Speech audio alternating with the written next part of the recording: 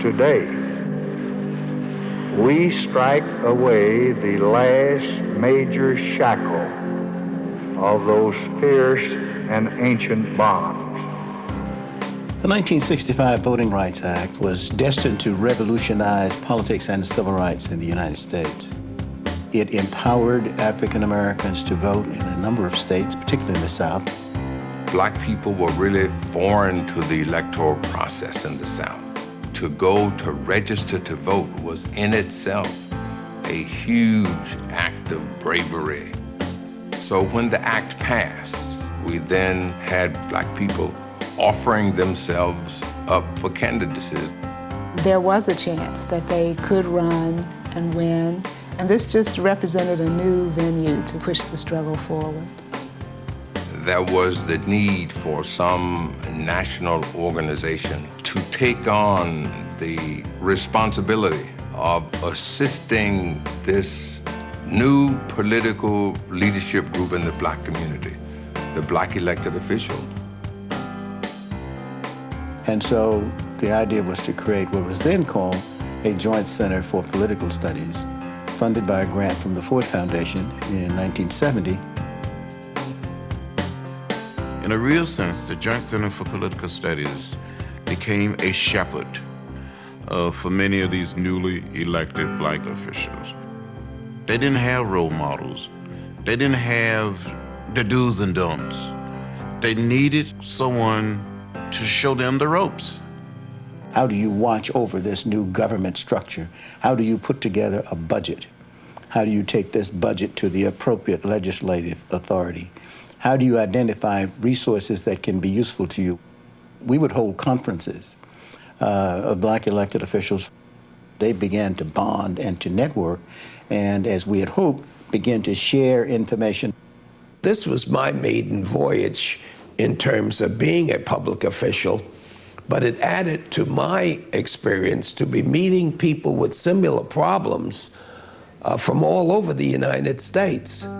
When the Joint Center was originally organized and funded, we thought that there would be other organizations like it that would just spring up everywhere. We were totally wrong about that. The Joint Center was and is the only organization that tracks black elected officials across the country.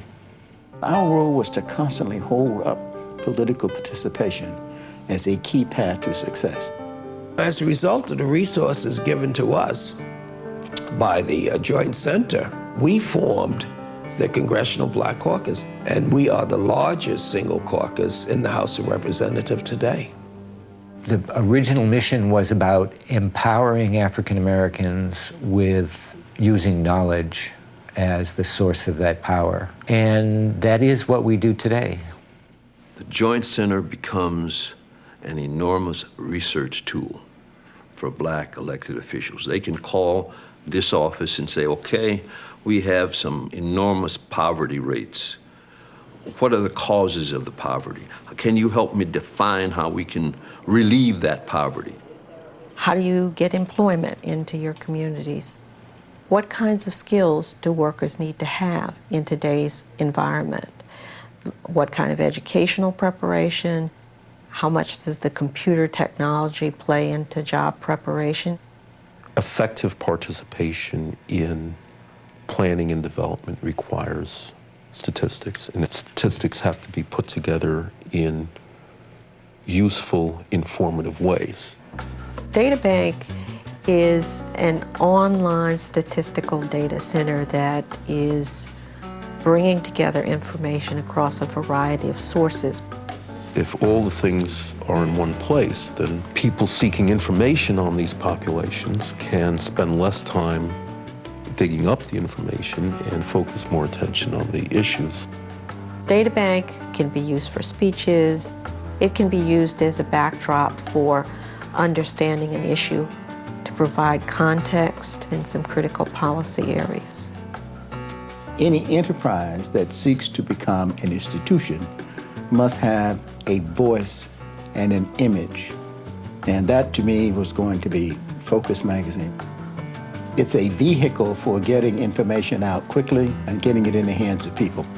It has a reputation for accuracy, for studiously and academically looking at issues without bias or prejudice. In the past 20 years, I don't think there's been any organization that has consistently done as much polling of African Americans as the Joint Center.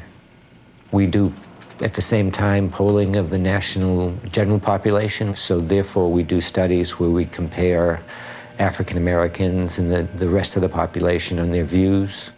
Data for people of color has not been as plentiful, has not been collected as systematically, and making the effort to look at what's there and saying, this is good stuff, this is not good stuff, we have half an answer but not the whole answer, coming out and saying that sort of thing clears the air in a lot of situations.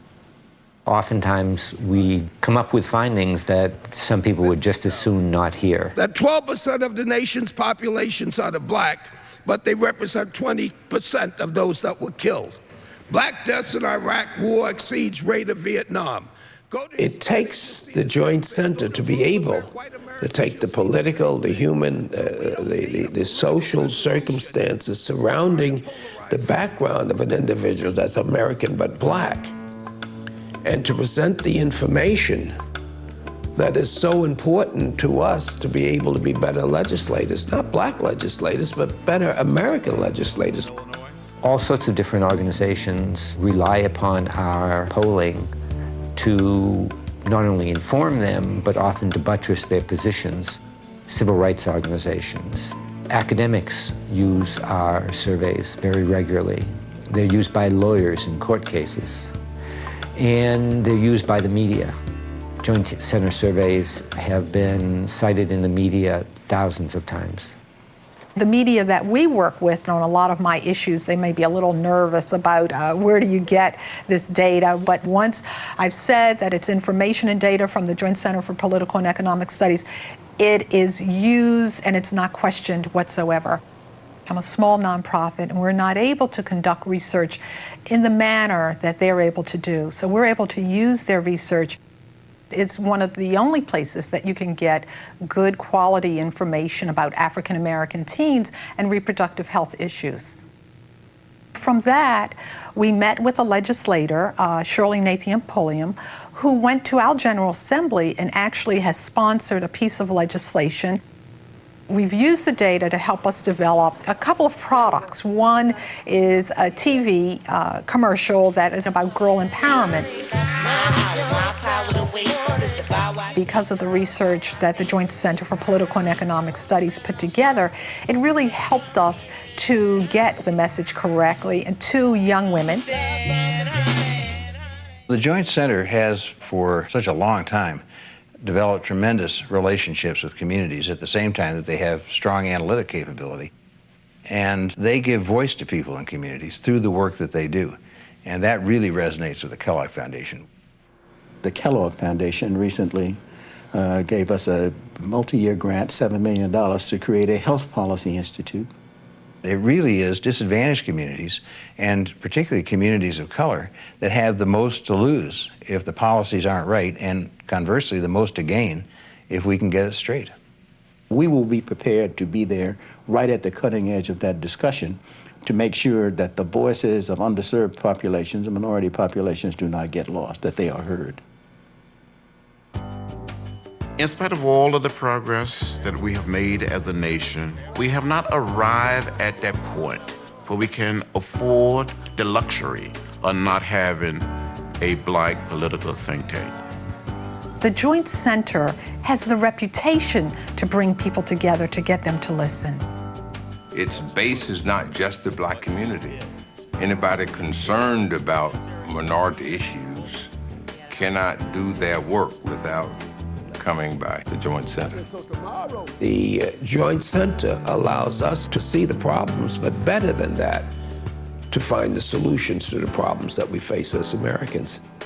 All of us in America should be thankful for all that's been accomplished by the Joint Center.